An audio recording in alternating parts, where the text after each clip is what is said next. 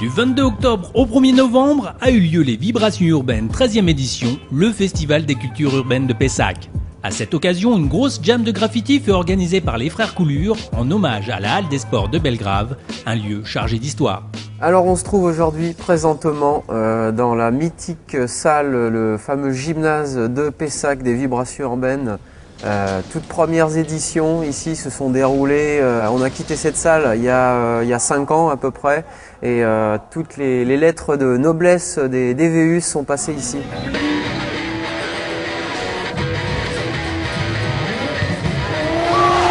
Le tout début de l'organisation des Vibrations Urbaines de Pessac se sont déroulés ici. Dès la première année, on a fait les premiers contests dans cette salle avec 3, 4, 5 modules qu'on avait fabriqués, qu'on a été chercher dans différents skateparks de la région qui il y a 13 ans n'était pas très courant en matière d'équipement. Et chose très marquante sur les dernières années qu'on a utilisé cette salle il y a 5 ans en arrière, c'est les wall rides et les wall taps qu'on peut voir encore les traces sur les murs. Certains sont à des hauteurs absolument vertigineuses, donc je demande comment c'est possible.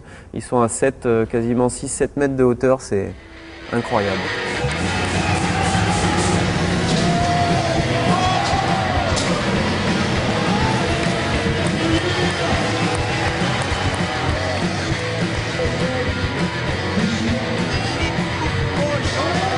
De très bons souvenirs effectivement dans cette salle puisque on avait une proximité et une chaleur incroyable et c'est vrai que les ambiances sont mémorables. Il y a eu des titres qui sont restés dans les mémoires type les bouchers de Pessac. C'est vrai qu'il y a eu vraiment de la boucherie ici.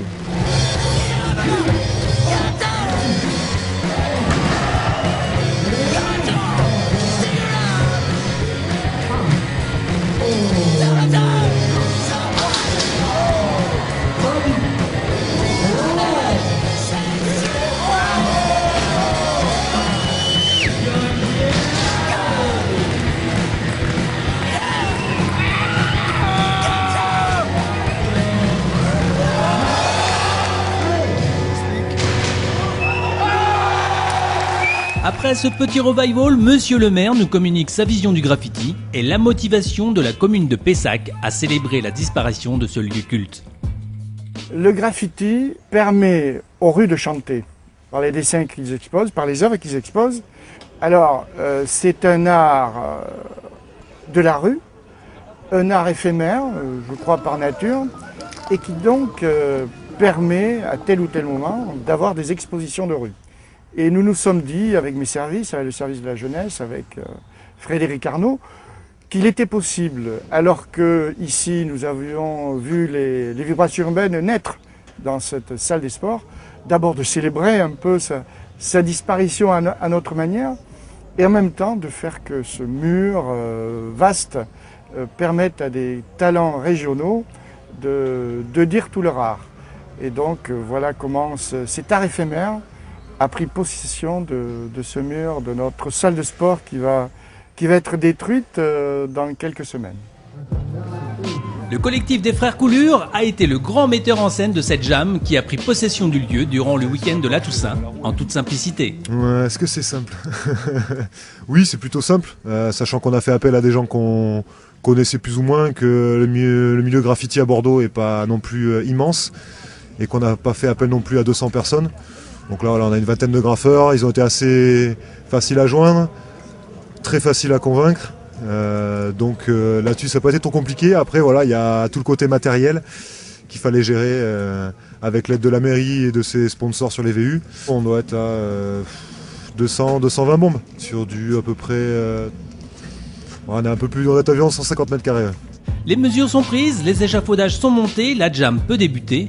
Mais le mur est grand, haut, 20 graffeurs sont présents. Comment s'organise-t-il? Y a-t-il une thématique imposée? Ce qu'on a voulu faire, c'est tout simplement qu'il n'y ait pas de thématique imposée pour ne pas orienter le travail des graffeurs qui sont venus.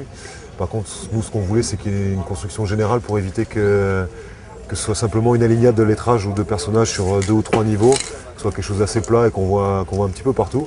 Donc voilà, nous, on a voulu faire une construction assez énorme, qu'on voit très loin, qui a un impact, et qu'ensuite les gens se servent de cette construction pour amener leur propre style en fait. On a fait ça un petit peu freestyle quand même, un petit peu sur le tas, parce que notre but c'était que tout le monde se fasse plaisir, donc de ne pas être trop directif, même s'il a fallu faire des choix et prendre des décisions. On a surtout placé ceux qui voulaient travailler dans les gammes d'Orange sur le skate en fait. Et ensuite on a réparti les graffeurs selon les espaces qu'il y avait à droite et à gauche des jambes du skater en fait. La jam est une pratique singulière de l'art du graffiti, il est temps pour nos graffeurs de prendre leur marque dans cet environnement.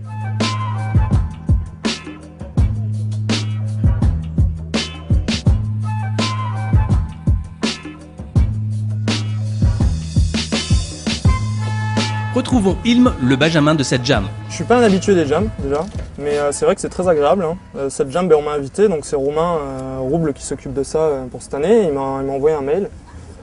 Et du coup, par la suite, je suis venu ici et c'est pas forcément quelque chose que j'ai l'habitude de faire des jams. C'est très sympa de peindre avec d'autres gens de la scène bordelaise. Moi, j'ai rencontré des gens là que je connaissais pas forcément à la base.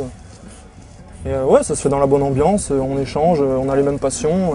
Ça permet aux gens de venir nous voir aussi, de poser des questions. Évidemment, c'est toujours positif ce genre d'événement. Hein. Faudrait qu'il y en ait plus. La mairie est à pied d'œuvre et trouve des solutions. Faisons le point avec Monsieur le maire sur l'existant et le devenir de ce site. Ce gymnase a une capacité d'accueil d'environ 300 à 350 personnes. Il est vétuste, il ne correspond plus aux ambitions sportives de la ville. Et donc ce que nous avons essayé de préparer avec l'ensemble des associations sportives, avec les syndicats de quartier, avec les habitants, c'est un projet beaucoup plus ambitieux, un projet d'agglomération, bien sûr pour la ville de Pessac, mais également un projet d'agglomération, qui va concerner tous les sports en salle, qui va tripler, quadrupler, quintupler même la possibilité des sportifs, des spectateurs de venir dans cette salle, puisqu'elle pourra accueillir entre 1000 et 1500 personnes. Donc c'est un grand projet d'agglomération pour les sports en salle. Les vibrations urbaines également y trouveront leur compte, puisque nous avons préparé des sols spéciaux pour les vibrations urbaines, pour les battles, pour les concerts. Donc je crois que ce sera un projet non seulement à l'échelle de la ville, mais un vrai grand projet d'agglo pour les sports en salle et les vibrations urbaines en particulier aussi.